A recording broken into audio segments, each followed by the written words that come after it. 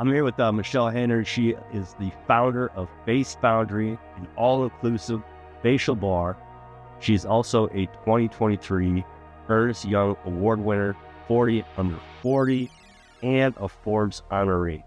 My name is Tony Wells. I'm your host of the Hope and Hustle Experience. Michele, I'm so honored that you are here. I'm so excited to be here. You have an amazing story, and I can't wait for you to tell it. So let's get into it. Let's do it. All right. Real hustle. Golden, foamy Tony Wells. That is hustle, yeah. My name is Tony Wells, your host of the Hope and Hustle Experience. Tell me about first, like your childhood. Like, where did you grow up? I grew up in Matamidi, which is a small little suburban town close to Stillwater, Minnesota. Okay.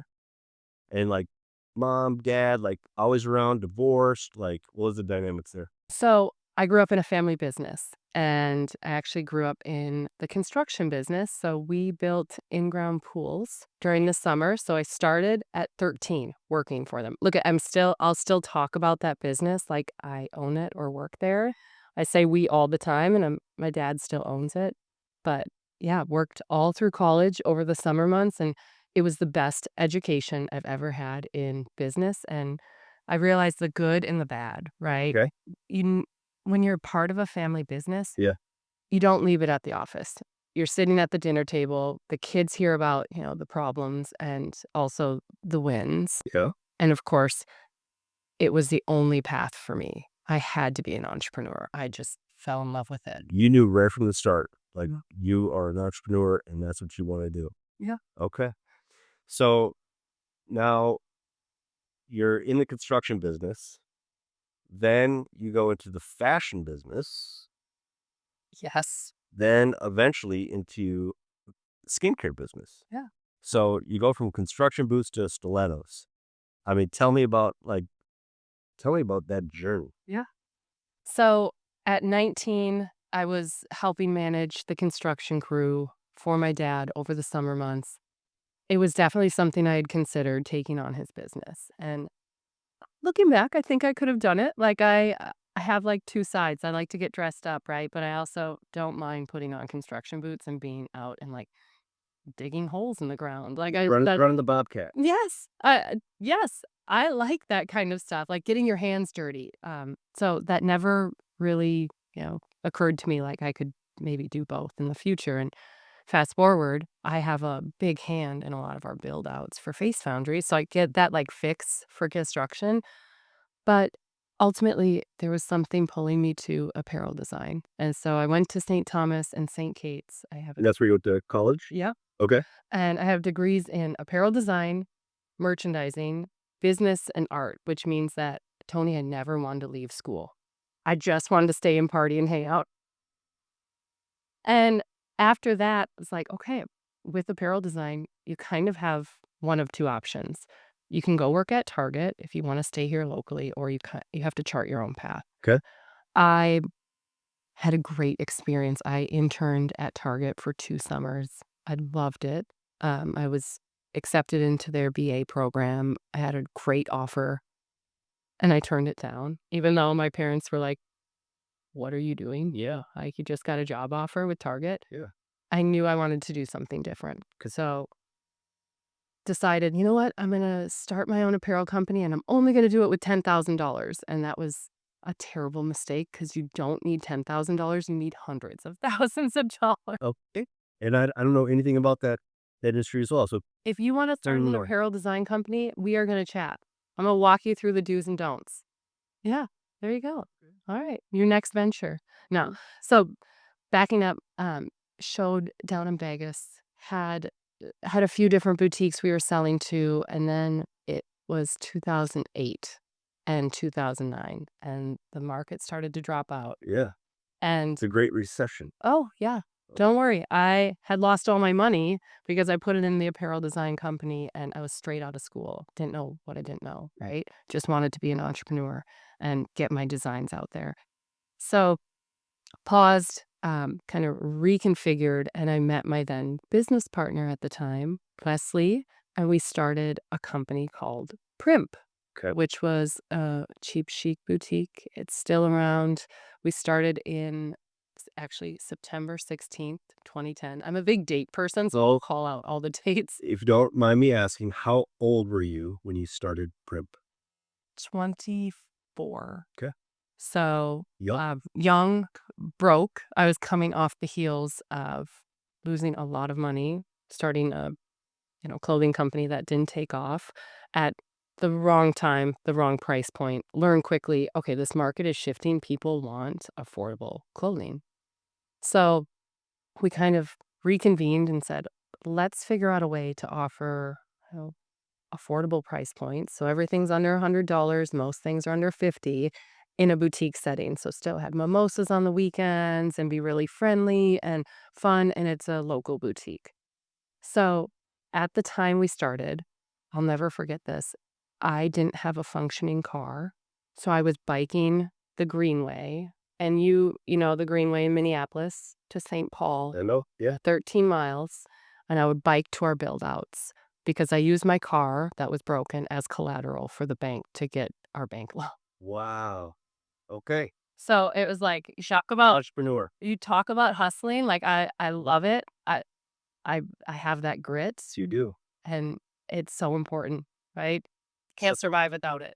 so tell me then about Primp. So was it one location? Was it multiple locations? Like, So so first day we opened, I remember it was 4 p.m. We were having this big grand opening party.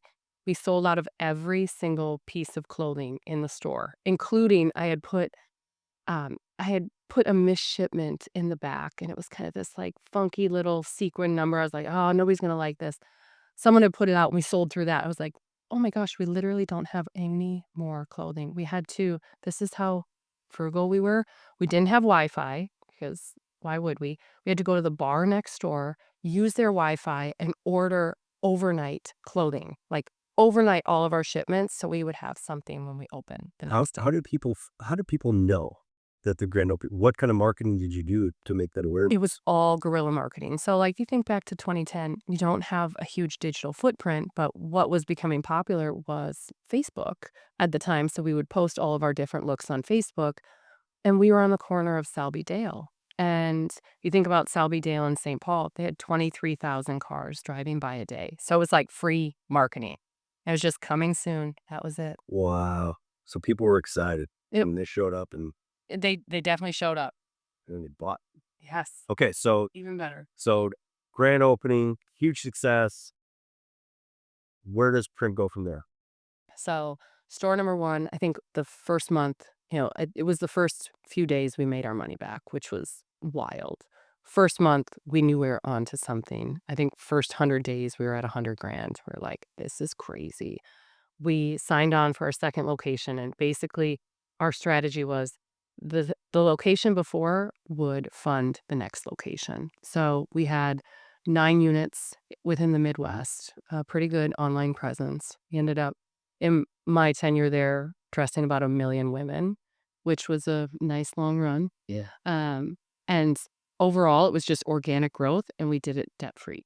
Really exciting. Yeah. Oh, thanks. That was my first. Well, I had a few more businesses before that, but How did first success. what did the exit look like out of Primp for you? So 2017, I had started to kind of develop a thesis around Face Foundry and what would be Face Foundry. Okay. I noticed there was a huge gap in skincare, and I had just had my third baby.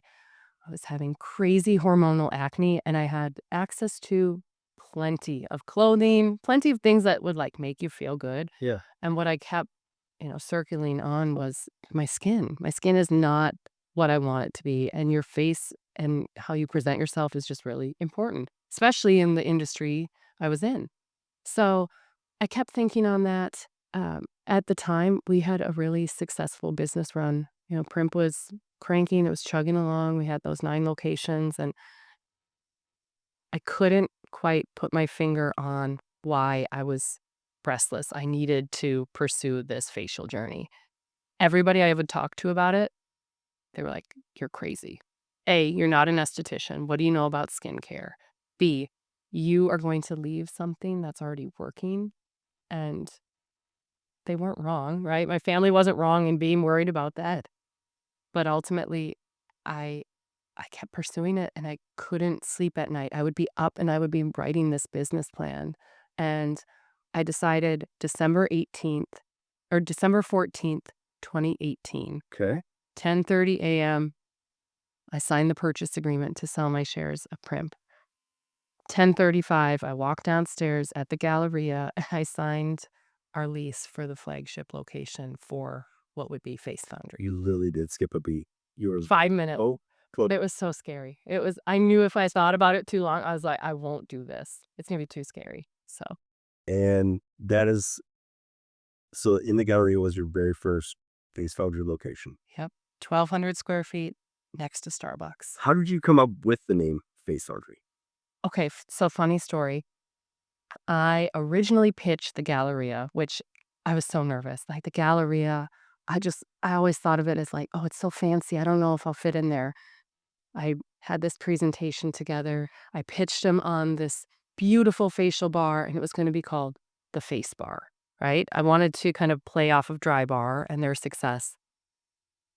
And I was heartbroken. I had missed filing the trademark. Someone beat me to the trademark. Some woman in Florida, she beat me to it by like 30 days. Something silly.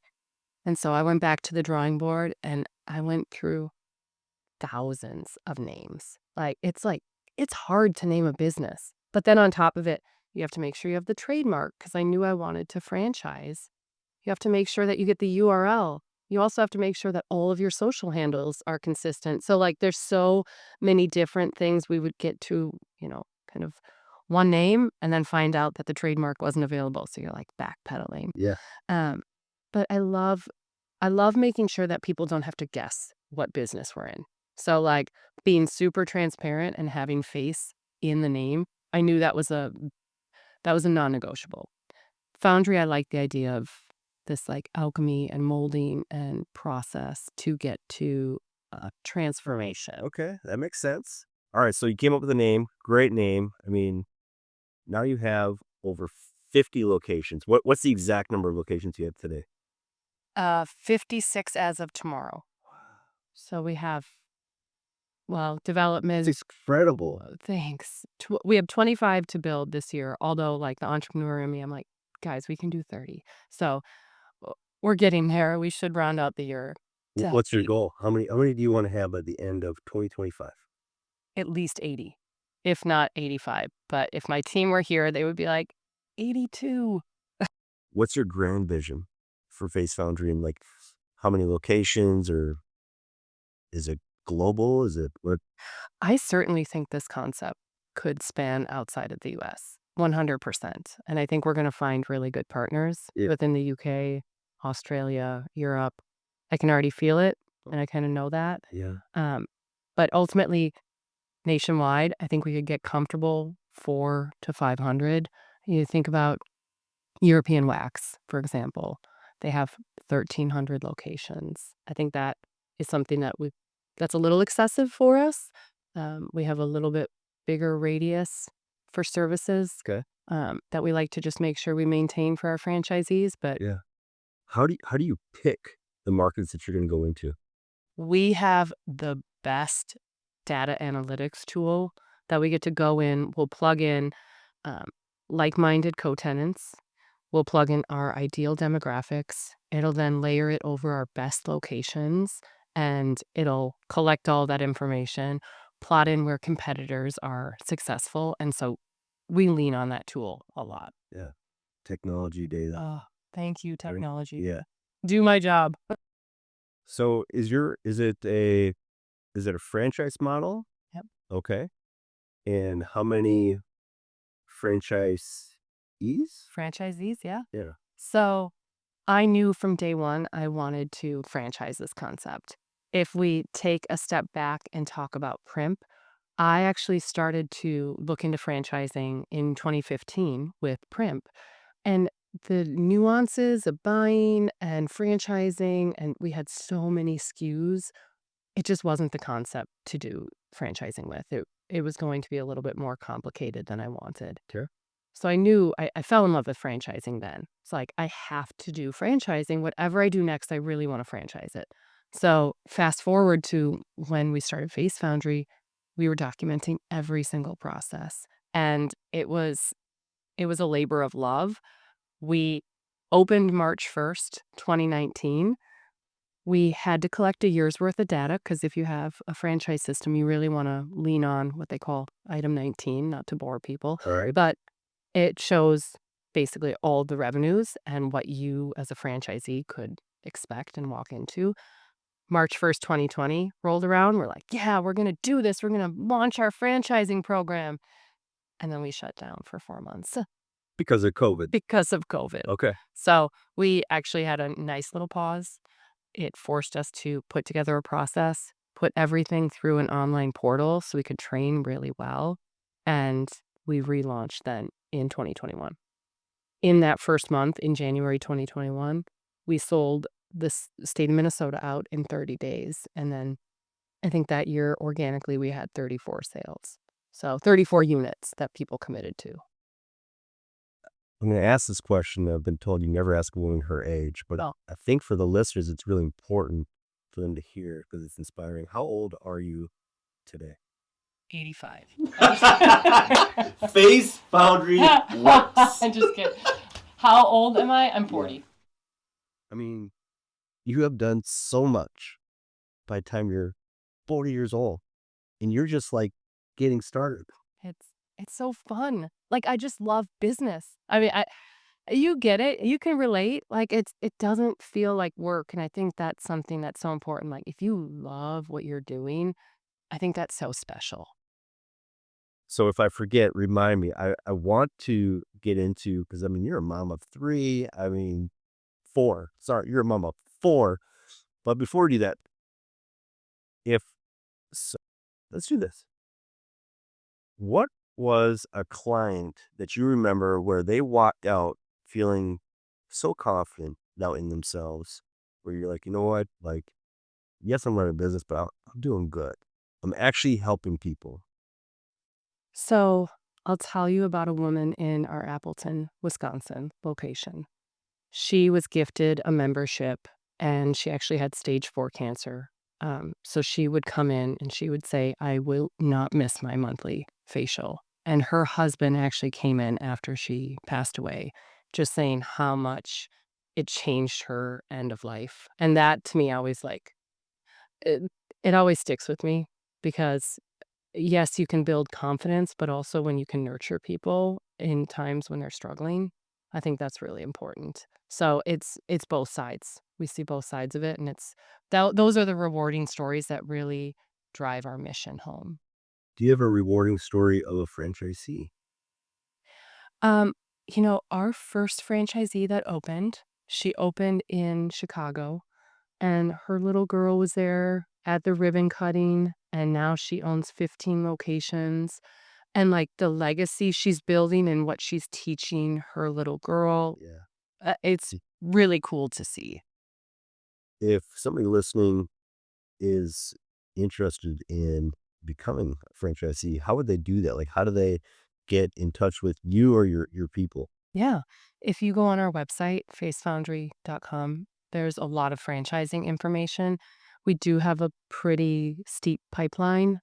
Some of our territories are sold out, and we've got, of course, we've had a higher level of interest as we've started to grow. So we'll take you through a validation process. We'll make sure that Face Foundry is the right fit for them because at the end of the day, you have to love what you're doing and you have to love our brand. So we want to make sure our franchisees' values align with ours. And that's super important. So we walk them through that whole process. Okay, great. Yeah. Let's get into being a mom of 4. So you're a mom of 4 and you're running Face Foundry. It's now got 56 locations. Like, how do you do that? You have really good help. I mean, I think it comes back to, help professionally, help personally. I'm not doing this alone. And I think it's important to shout out our team at Face Foundry is top notch, incredible. I am so lucky. And same with our franchisees. Like, I truly believe we have the best franchisees within our system. Yeah. So you're really not doing it alone. I also have a fantastic husband. He helps out a ton. My mother-in-law is super involved. So I feel like, again, giving credit where credit's due, Yeah. not doing it alone.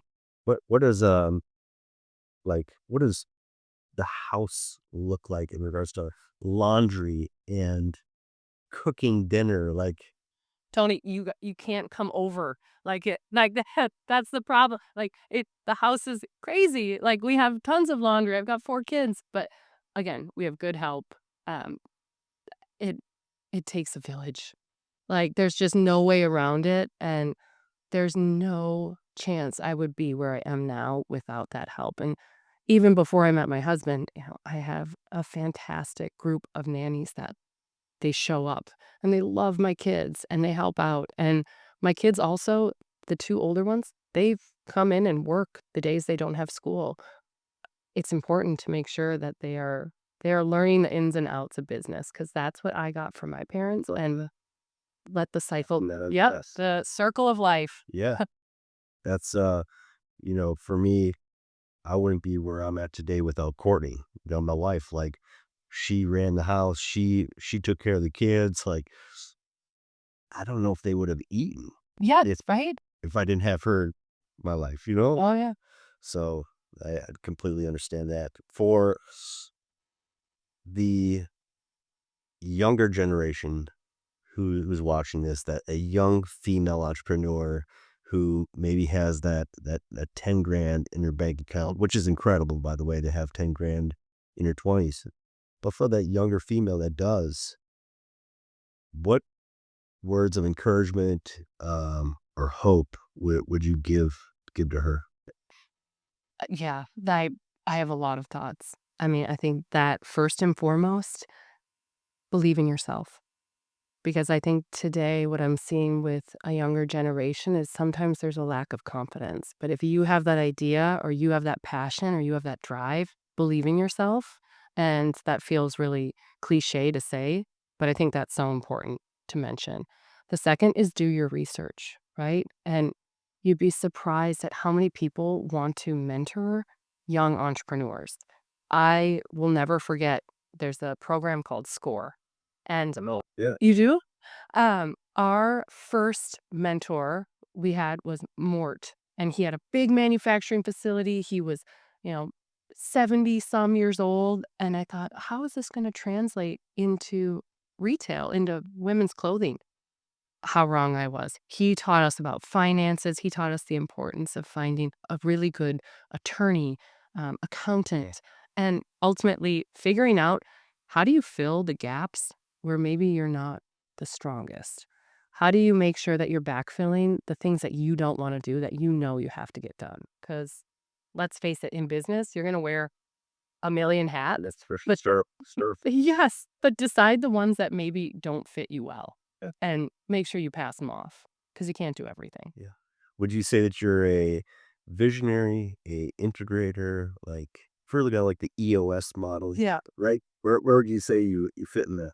I would say I'm definitely the visionary. Okay. I definitely, we've got a lot of really good implementers on our team, and I love them and I need them. But I definitely like the long-term goals and vision and some of the strategy, but ultimately it's, what's next. I'm constantly asking myself and my team, what's next?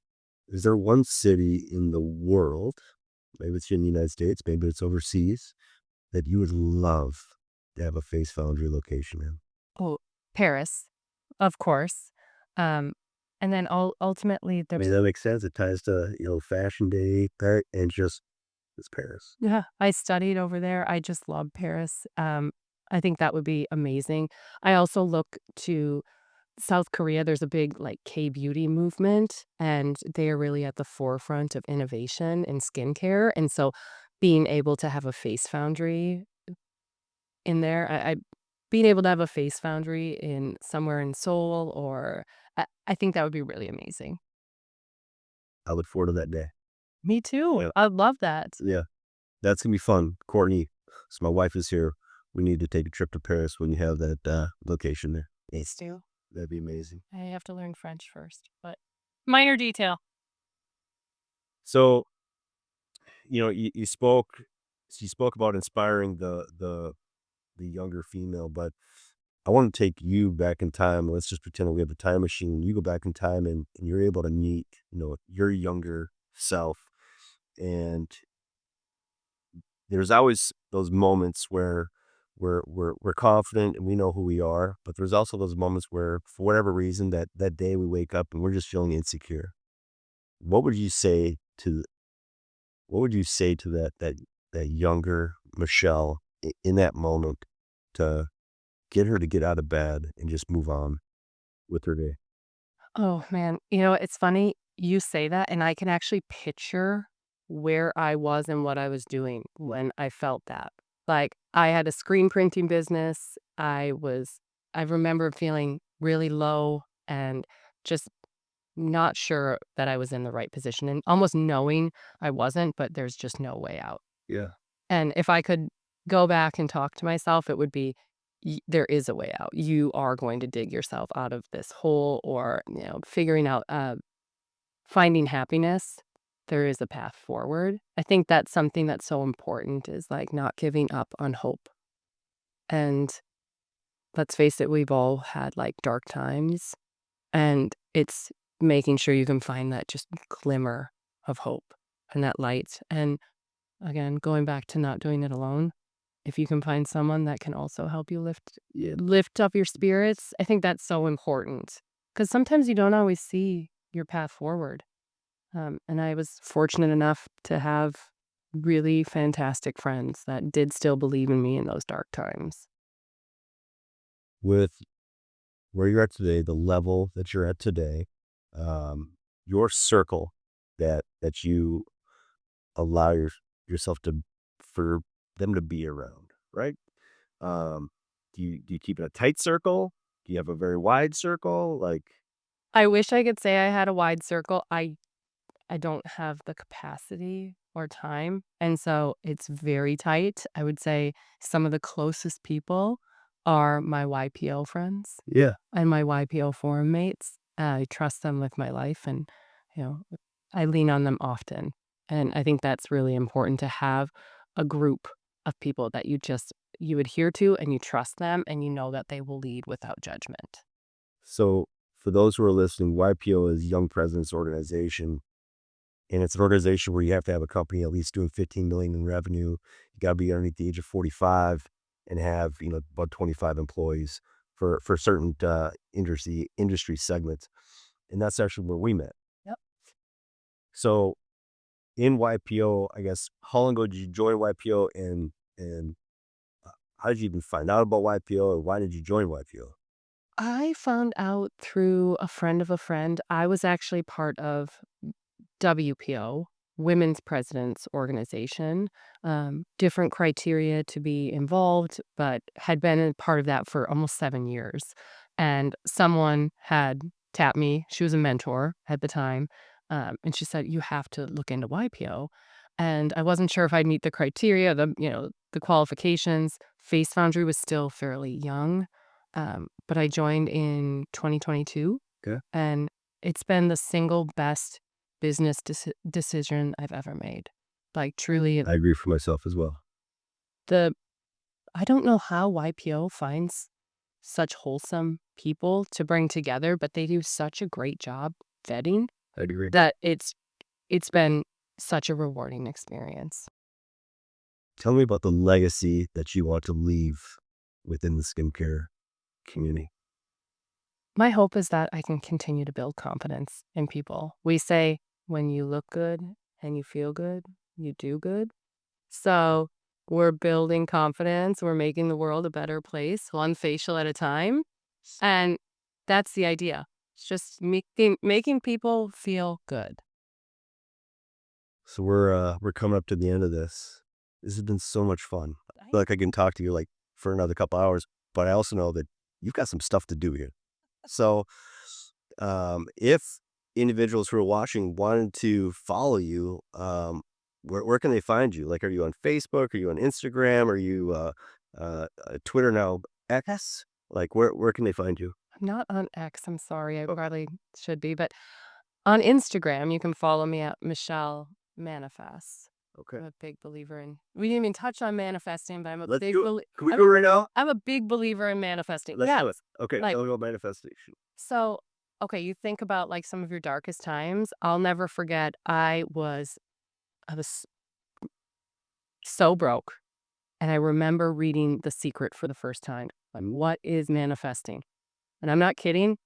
From there, I had an order for screen printing and then another order. And all of a sudden, I saw that this practice of actually believing and being positive and getting excited about things that maybe hadn't transpired in your life yet, but you can act like they have. Having that mentality and getting in that state of mind and being positive and lifting yourself up, it just snowballs. And from starting Primp and riding my bike to our stores, I mean, I went from having an $8,000 investment to a few weeks later, $100,000 that we were working with for capital. And Yeah. no bank at the time would give us a loan. Like, it was 2009, 2010, people were like laughing us out of there. So it's shown up in my life endlessly. So that's where the Instagram handle comes from. The power of positive thinking. Yes. Do you do like vision boards? Yes, I Okay. agree with that. I write down daily gratitude, daily manifest. Every day I walk on my treadmill. I listen to different podcasts that are all about manifesting and positive affirmations. Yeah. Do you have one that you would recommend for somebody to? There's a German uh, fellow who has positive affirmations Okay. podcast, and it is 8 minutes long. It's super easy to listen to, like on your drive in. Yeah. And he just has really good messaging, and it's not too long or redundant. Do you get into like deep meditation with the affirmations? So there's another one called To Be Magnetic. Lacey Phillips, she does a great job. She brings on guests, and she studies more of like um, the neurology of getting into manifesting. And I do that when I'm moving. So like I'll go for longer walks, and it's more meditative walks, and then you kind of get into like a flow. That A little, n- it's no, it's woo, no, but it worked. no, that works. It Yeah, definitely works. I promise. Um, we'll talk offline as there was a pivotal point that brought me from the brink of wanting to take my life to getting to where I'm at today in it. And power positivity is a big part of it. So I've been there. thank you for Yeah. having us go into it. I could sit and talk all day about manifesting, what's worked for me and what doesn't. And yeah, I think it's really important. Michele, it's been a complete honor having you here. You have an amazing story. I already know that you're going to inspire so many people. Thank you. And for all those out there listening, I just ask you to like and to subscribe and make sure to connect with Michele on Instagram. And we'll see you in the next episode.